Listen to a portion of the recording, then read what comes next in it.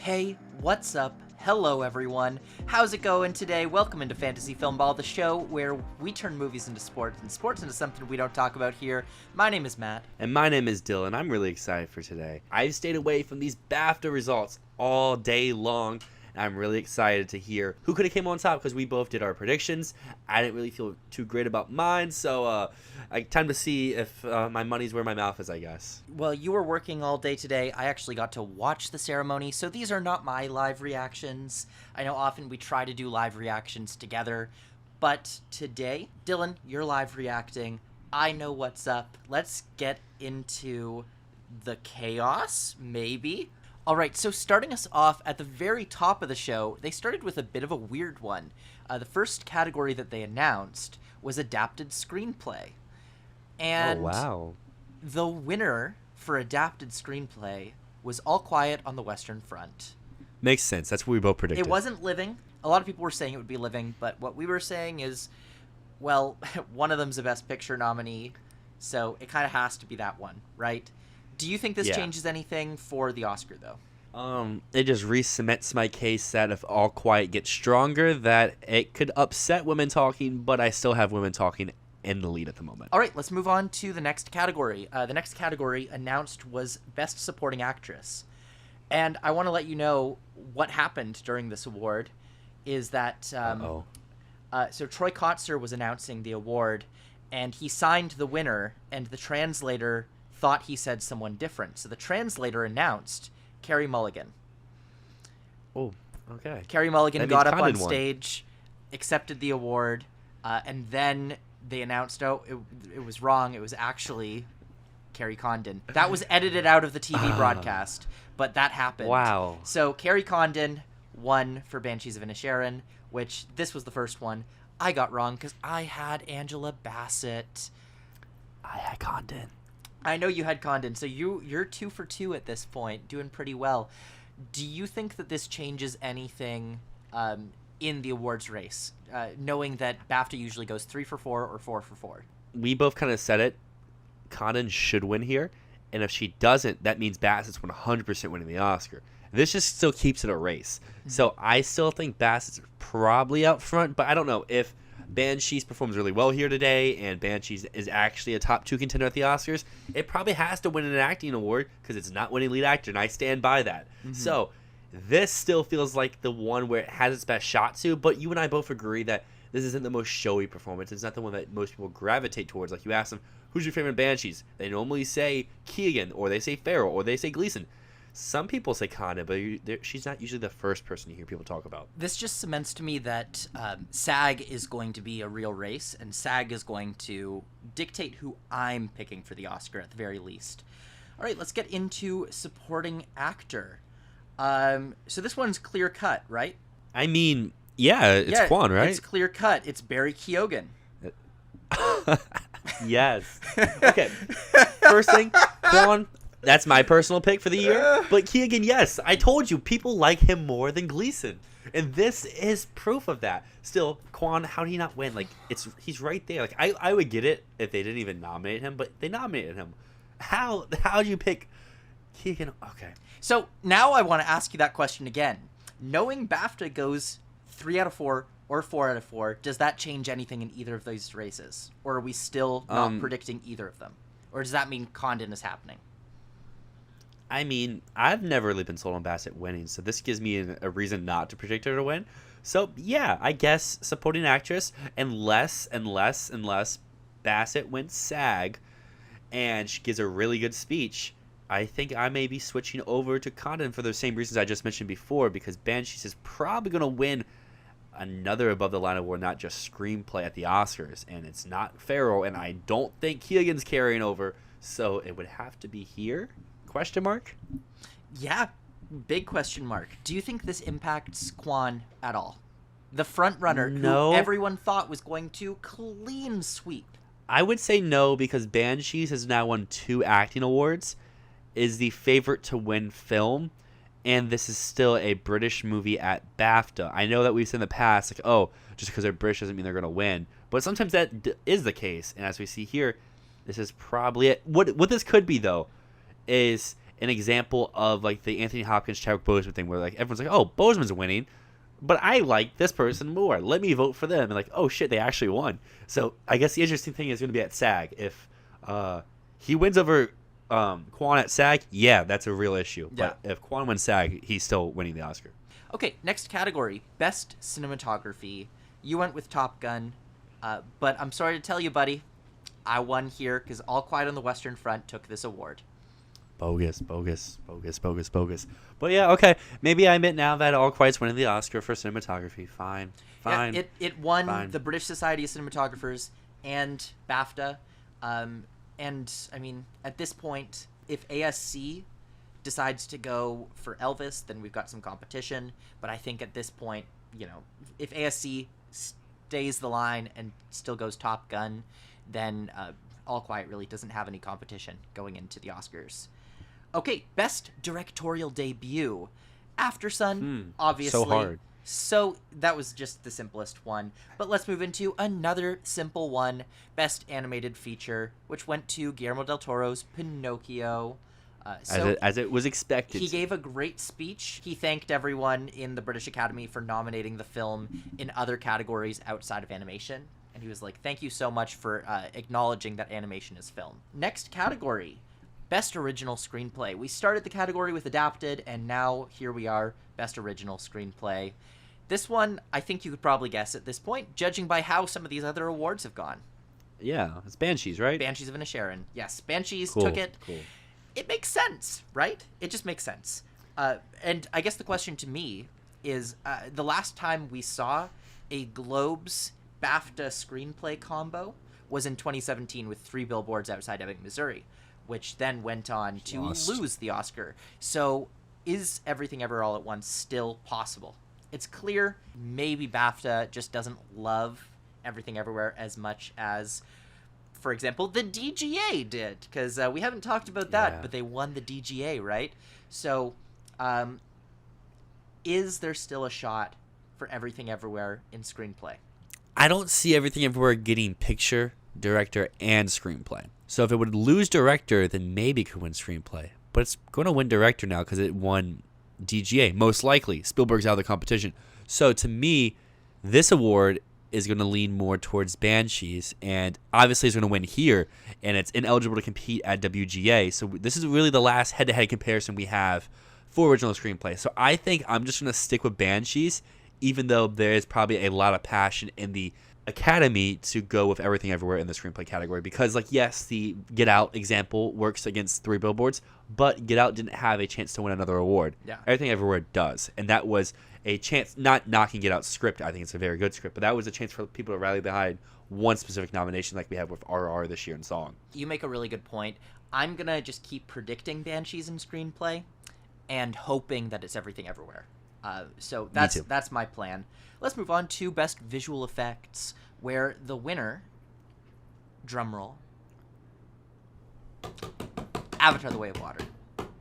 Boom. Easy. KEOGHAN, Easy he pick. gets an award. Why couldn't KEOGHAN come on stage and accept his award? I think that would be a new level of visual effects, to have a live Tulkun come up on stage to accept an award. But James Cameron can do it. He can do anything he puts his mind to. I gonna saw Titanic happen. this past week. Perfect. Next category is Best British Film. 10 nominees. And this one is, again, obvious. They went with The Banshees of Inisherin. Banshees. Right? Because, of course, the film that's, like, probably going to win Best Picture is going to win here.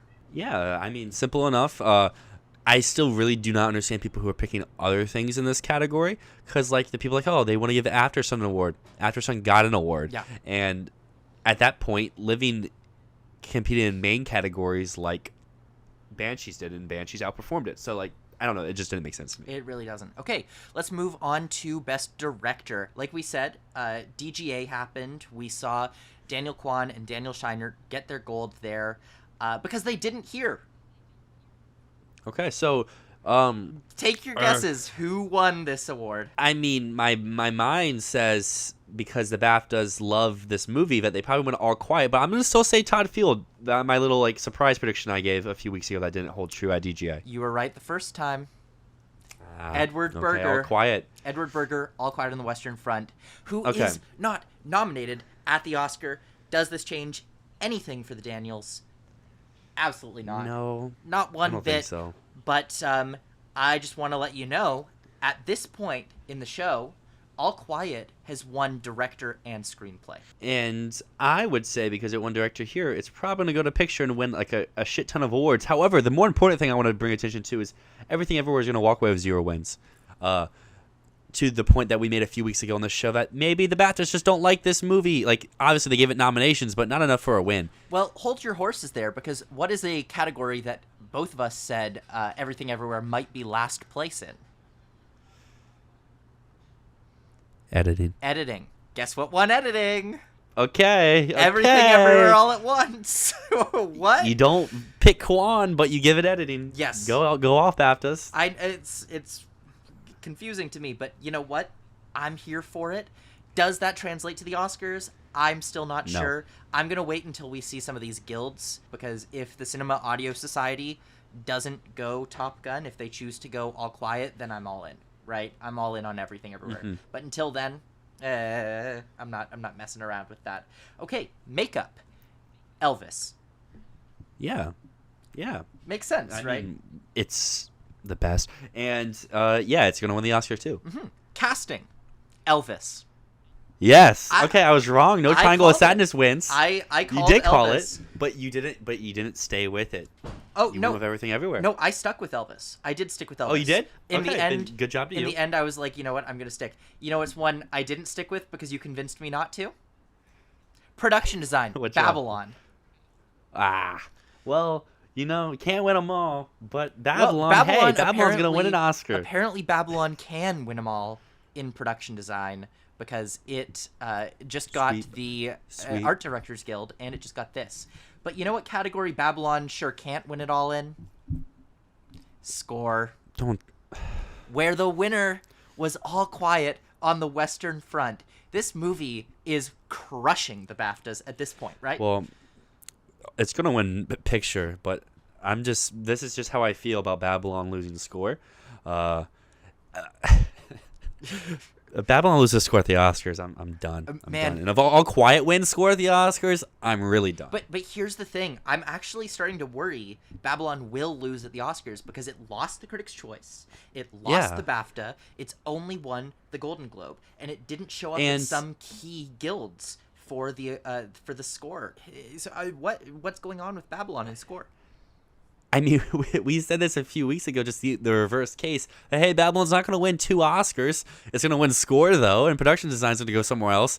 Well, guess what? Production design's going to Babylon, and score, it's not going to All Quiet. It's going to our good friend John Williams with his 20 minutes of original score music. I'm really worried it's going to the Fabelmans. I really am worried. Okay, but let's get into international feature, where All Quiet on the Western Front takes it. Because of course it does. It's taking everything else here. Documentary. We picked a long shot, right? Because it was bottom of the category. For no reason, because it should be number 1. And it won. Let's go. Navalny sweep begins Navalny now. Yeah, didn't it win? does begin. It's the political choice we've been saying all along. It won. It took it here. But the sound category. Now, Top Gun lost editing, right? And we were like, how is Top Gun going to lose editing? It's the motor movie. And then we were like, okay, but if it wins editing, it's not going to win sound. And we were right. It didn't win sound, because All Quiet on the Western Front won sound. But how did they not win editing? All Quiet has vroom vrooms in it. It has the tanks and it has the cars. Yeah. And, okay, BAFTAs. So that's now award number 6 for All Quiet on the Western Front. Costume design. We get at least one more. Costume design. Elvis. Catherine Martin gets a W. This. Catherine Martin, gets that W right there. So, yes, those are all the awards. Now we're into the final 4 awards. This is when the show went live. So the Rising Star Award was the first one presented here. And neither of us were right, because the winner was... Was it Naomi Ackie? It was Emma Mackey. Well, she has a lot of followers, too, so I was on the right path. I went with the wrong person. I don't know what she's done, but sure. I'm cool with that. I think she's on TV. Could be wrong, but I think she's on TV. I think she was in Sex Education with the kid from Hugo. Are you ready for the final 3 awards? Okay, final three are what? Leading, acting, and picture? Picture. Okay, what's your Okay. what's your trio that you're predicting at this point? I mean, I'm sticking with my original predictions for actor and actress of Blanchett and Austin Butler, and then for picture, it's won so much already. So I guess All Quiet. But I mean, Banshees hasn't lost anything it was supposed to lose yet either. But the fact that All Quiet won director leads me in that direction. You would be right on all three counts. Austin Butler is winning the Oscar. This is 4 straight years of picking the lead acting winner, almost a year in advance. Let's go. You were right, and I'm officially joining you on the Austin Butler train because Yes. if Colin Farrell was going to win the Oscar, he would have won here, right? There were 2 other Banshees acting winners, and how do you give 2 people from Banshees an award and one of them not be Colin Farrell? How do you do that? I mean, I won't answer that question personally, but I know the consensus would be, yeah, obviously he would win, but Austin Butler's here, and Austin Butler is a man on a mission, and he's going to win himself an Oscar as Elvis Presley on stage, and then magically in like 5 months after the awards, we'll see him in Dune 2, and the voice will be gone. Let's just appreciate the awards that Elvis won, because it won makeup, casting, costume design, and of course it won Best Actor. And so all of those things are in support of Austin Butler, and I think that now that he's won this, I can admit he will win the Oscar with a similar package. It's going to go, hey, we love Austin Butler in this movie, and we love him in this movie because we love the costuming and we love the makeup. Yes. There's your package. I mean, I'm glad. It took me a while to get around to everything everywhere in picture, but I'm glad that you're around to Austin Butler Well, and actor. if Colin Farrell had won this, I would be staying on that train. And who knows, if SAG goes a different direction, I might still be debating it. Like, if they go Brendan Fraser, I might still go, it's a 50-50 toss-up. If they go Austin Butler, then I admit it. Then, he's taking I think even if SAG goes Fraser, it's Butler. But if SAG goes Farrell, I think it's a competition.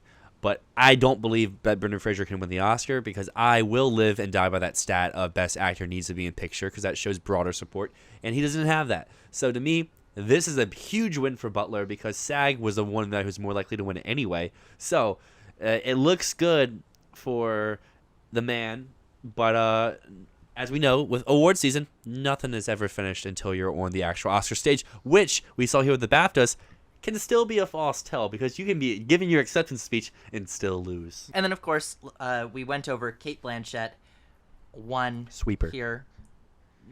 Clearly the only sweep now because since Kwan lost, we only have Blanchett sweeping. Everyone else is not a sweep officially because everyone has lost somewhere. So, I mean, we still have to see with SAG. They could go but I doubt it at this point. I think it's just Blanchett. Kind of what the case a lot of people were saying about Elvis all season. Like, oh, Elvis is just like Butler. He's propelling the movie. That's also what you could say about Blanchett and Tar, just to a more magnified scale because she's such a bigger star and clearly someone that people love and want to award, and it's going to happen again this year too. Mm-hmm.